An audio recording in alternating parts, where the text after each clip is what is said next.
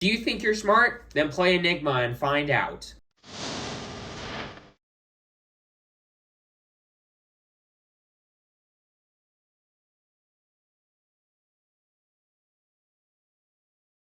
Hello and welcome to the table, and today I'm going to be doing a budget deck tech video for Enigma, Ledger of Ancestry. Now, before I go any further, I just want to note to stay tuned until the end, where I'll be giving some updates on Part the Mistveiled gameplays, because I know it's been a minute, and yeah, just stay tuned until the end.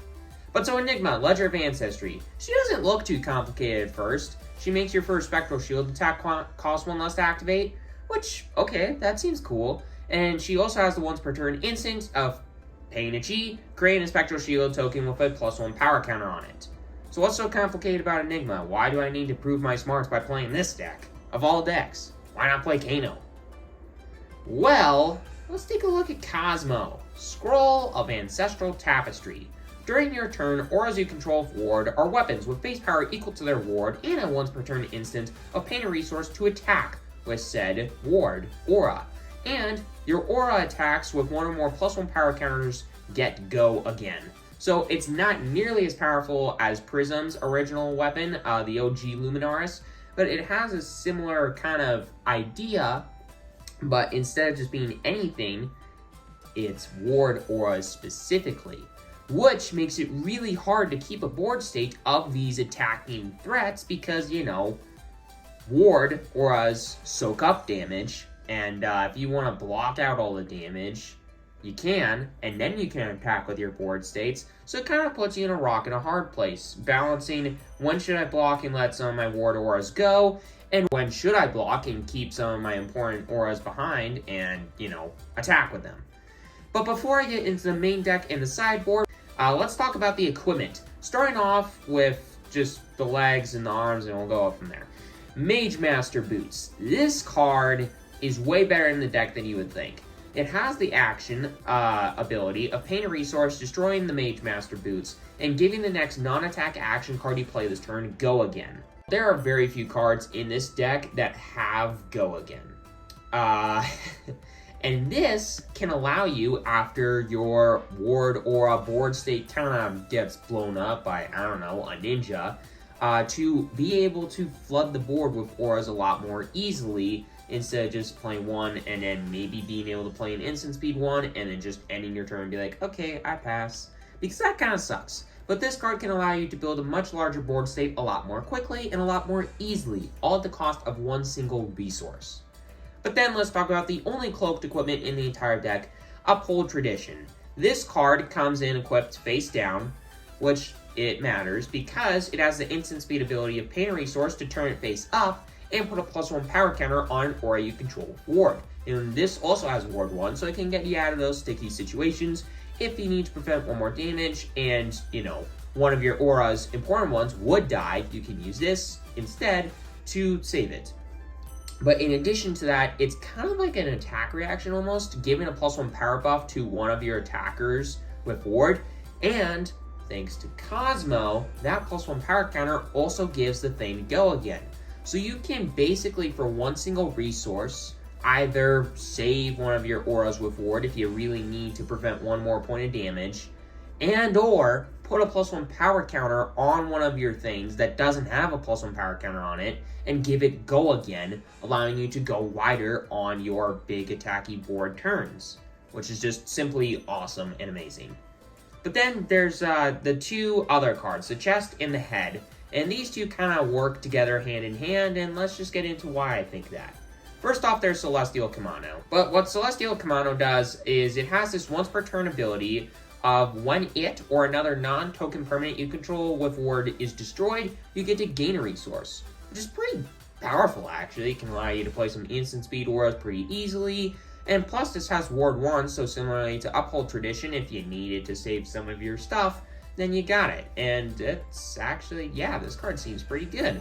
So it goes in combination with this Diadem. What does Diadem do? Well, Diadem of Dream State is a legendary that was really, really bad for a long time, and now I feel like it's a really good budget equipment for Enigma, because it has Ward 2, which is great, but in addition to that, it has the once per turn ability of when this or a non-token permanent with ward you control is destroyed, you pay a resource and create a Ponder token. So wait a minute. When a thing gets blown up, you get to gain a resource. And when a thing gets blown up, you can pay a resource to make ponders. And ponders basically allow you to get free arsenals. Huh. That seems good. That seems good. Especially in a deck that, you know, needs to set up a ton and play defensive games and just have a ton of resources available. So, like a $15 little combo here, that doesn't seem too bad. So yeah, these two work hand in hand and are probably the best budget equipment options that you have for Enigma. And trust me, it provides a ton of power for this deck. In addition to Mage Master Boots and Upload Tradition also being very powerful and very good cards. But then getting into the main deck, there are a couple of parts of this main deck. Easy ways to turn on Transcend, your ward auras, obviously the stuff that transcends, attackers, and your ward auras. Did I say ward auras twice? I think I did. Sorry. But let's talk about, and defensive options. Sorry, forgot to say that. And your defensive options. So let's just talk about the Transcend stuff first and the stuff that turns it on super easily, and then we'll just go from there. So, we got a ton of ways in this deck to very easily turn on Ward, turn on Transcend, sorry. My favorite way to do that being First Tenant of Chi Wind. Now, this card is awesome. It gives your next blue action card you play this turn, Go Again. Free Go Again, not bad, especially in a deck that runs as many blues as this deck does. Seems pretty good. And it costs 0, and it blocks for 3, so I mean, it's a pitch blue, it blocks for 3, and it can allow you to go wide on a turn and give another pretty easy way to turn on Transcend Go Again, so that's not bad, right? So yeah, First Tenant of Chi Wind is a pretty dang good card. But then in addition to that, there's a couple of ones down here. Now there's this attacker, which also cares about Transcend, but we'll get to that later. There is Water Glow Lanterns, another super easy one, and one that I don't think you should underestimate, because it can, one, like I said, very easily turn on Transcend, being a 0-cost blue to just turn on Transcend with Go Again. But in addition to that, it can also make you a Spectral Shield token if you reveal a blue off the top of your deck, which, again, considering how many blues are in this deck, I would be willing to bet that that's going to happen a lot. But then there's also This Round's on Me, my favorite way to turn on Transcend in this entire deck, because it's a card that you're going to want to play a ton in this deck, especially when you're facing off against stupid freaking ninjas. But what This Round's on Me does is, for one resource, and being in action with Go Again, a blue that blocks for 3, that's awesome. It says each hero draws a card. In a deck that cares about having a ton of resources, like I said earlier, this is very good. But in addition to that, it says until the start of your next turn, attacks that target you have -1 power. That also seems pretty good, especially against go-wide decks like ninjas. And there are other ways to do this, but this is my personal favorite, and I think it should definitely be a main board in the deck, because this card's just really freaking good. But then there are all the ways to Transcend. There are 7 in this deck. A Drop in the Ocean, just a really good card, allowing you to, once again, take down the power of a thing attacking you, which is really good in a deck with a ton of ward auras. Homage to Ancestors is just a classic, doesn't really allow you, or doesn't really force you to have any targets, it just says gain a life and you get to Transcend pretty easily. Passover, and where is it at? Preserve Tradition are 2 very easy ways to have Transcend, even though they have to target something. It's just stuff in the graveyard, which there are going to be a ton of stuff in the graveyard in most matchups, unless you're playing against freaking new. But then there's a couple other ones that are super easy to turn on. Rising Sun, Setting Moon, drawing a card, sinking a card. That card's really good. Stir the Pot, just shuffling your deck, super great. And then lastly, Sacred Art, Immortal Lunar Shrine. This card, in combination with another card in the deck, is pretty good, because this card can, 1, make you 2 Spectral Shields, which is great, always great. Puts a +1 power count on each ward aura you control. That's awesome. And then you still get to Transcend. So that's awesome. But yeah, this card, in combination with the first ward aura that I want to talk about, Restless Coalescence, is insane. Because this card says when it enters, move any number of +1 power counters from auras you control with ward onto this. Or wait, no. Move any number of +1 power counters from on auras you control onto this, has once per turn instant of removing a +1 power counter from it and creating a Spectral Shield. So it can just make you a massive army of Spectral Shield tokens, which is really good in a deck that wants to have a lot of ways to soak up damage and make sure that your important auras with ward stay around. Like Manifestations of Miragai. This card is a blue instant speed aura with ward X, where X is the number of +1 power counters on it. Okay. That's interesting. When it enters the arena, it comes in with 2 +1 power counters on it. But if a Chi was pitched to play this, it comes in with 4 instead. So for 3 resources or 1 Chi, this can have ward 4 and attack for 8. And if you play something like Astral Etching's blue, it can attack for 10. Or the red, if you play the red, it can attack for 14. Oh! That's fun. But yeah, that's insane. Then some other ward auras that I want to go over. Rage Spectre, super good one. When it enters, if it's the first Illusionist aura that you have out, you get to gain an action point. So you can basically pitch a blue, play this, and then pay a resource to Cosmo and attack with this for 6 if it's your turn. Otherwise, it has ward 1. But still, it's a blue block 3, which is also super great. But then there's this card, which, yeah, this card doesn't really matter a ton. I mean, it can make you Spectral Shield tokens, otherwise it has ward 1. It's just, it's a card that you have in the deck. Basically just to fill out the ward auras in the deck. But then there's the rest of the ward auras. There aren't a ton. There's Waning Vengeance Red. This is the actual good one. The blue is in the deck just to have a little bit more consistency, like I said earlier. But this one is the important one, allowing you to have ward 3 for 1 resource at instant speed, which is really good. And when it leaves the arena, if you pitched a blue to play this, you get to make a Spectral Shield.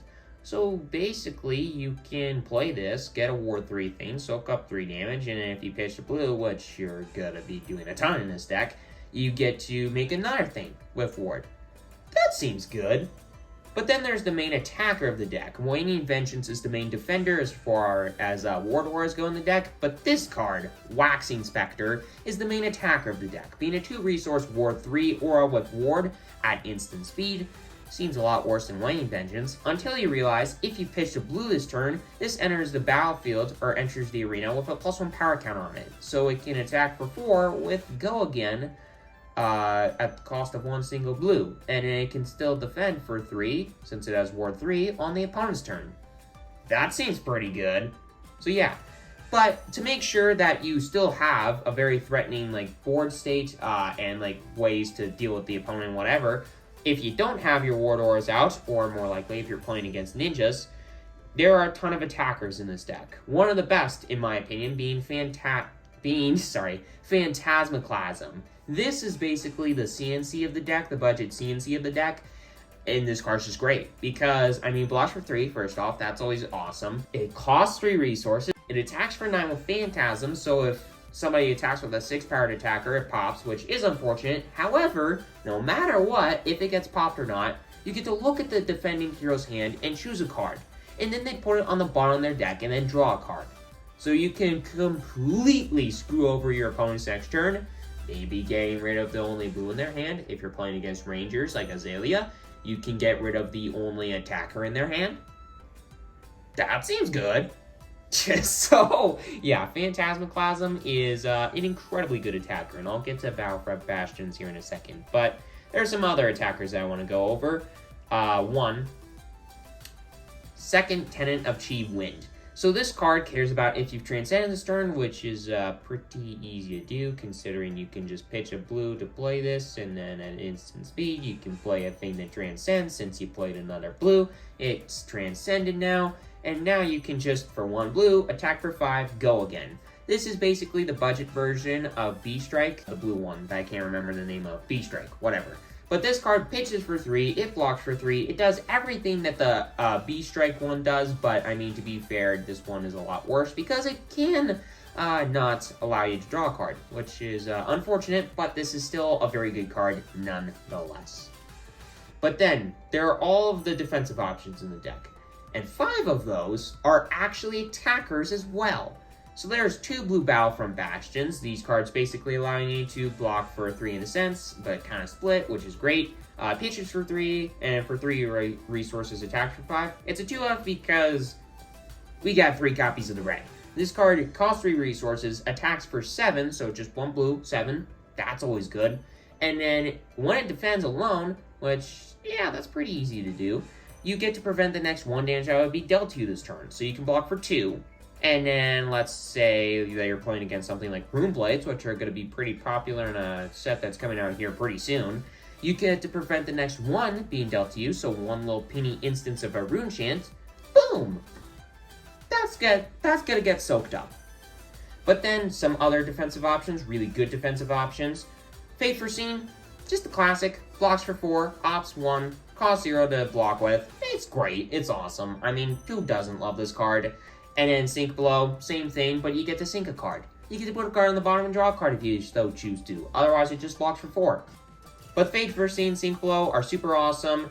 Ways to defend in the deck. There's another way, good 2-of Unravel Aggression. Just pitch a chi and draw a card if you did. Otherwise, you just pitch a blue to block for 5 and it pitches for 3. A lot of time you're just going to be pitching with this, but hey, if you do have the magical scenario, you can, you know, use this to just pitch a chi and then get to basically 1 card block 5, which is better than these, but a lot being Sink or Fate Foreseen and Sink Below. But overall, Unravel Aggression is definitely a lot worse, but still, it's a fine card. If you're gonna cut any cards in the deck, like out of all of this budget list, if you still want the budget list, but you want to cut a card in the deck, it's this one and this one.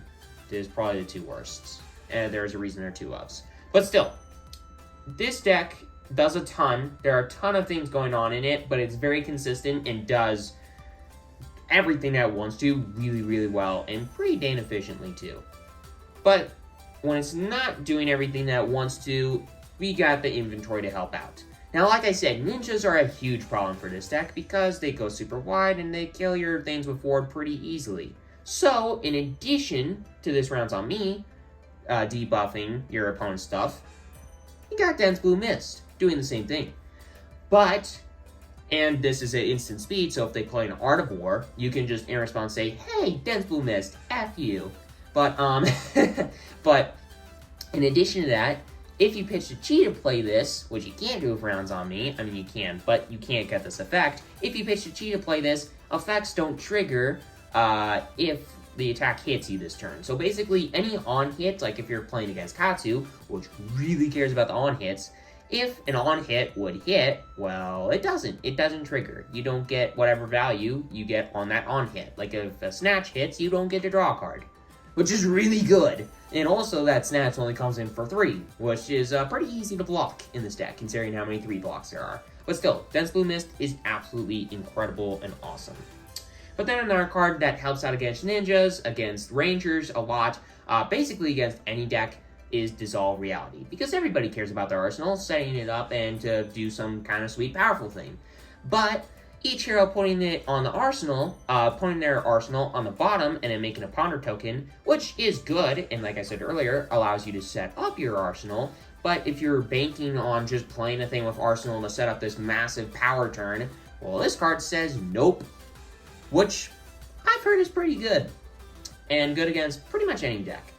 And especially a deck that, like, if you're playing against ninjas, or you're playing against rangers, or any deck that really, really cares about setting up power turns with their arsenal, this card goes in the deck.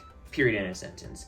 But then there's also Spectral Manifestations. This card is great also against ninjas because with your stuff getting blown up all the time, you can, since you're going to have a lot of no board state with ward, you can make a Spectral Shield and then put 3+1 power counters on it for 2 resources. I've heard that's good. But then lastly, another good defensive option, mainly against rangers and some other decks that are just going really tall, Unmovable. This card's great.